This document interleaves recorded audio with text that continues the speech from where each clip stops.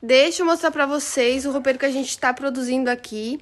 Num dia a gente não tem nada aqui na marcenaria, né? No outro já tem um monte de produção aqui pra mostrar. Olha só como que ele é grande. Bem espaçoso, ele tem bastante profundidade. Esse daqui vai ser um roupeiro de porta de correr. São 3 portas de correr. E a cliente vai querer 2 nichos aqui na lateral. Mas olha só, o tamanho que tá ficando esse roupeiro. Ainda faltam as gavetas, prateleiras, né? Mas já dá pra ver o quanto que ele vai ficar espaçoso.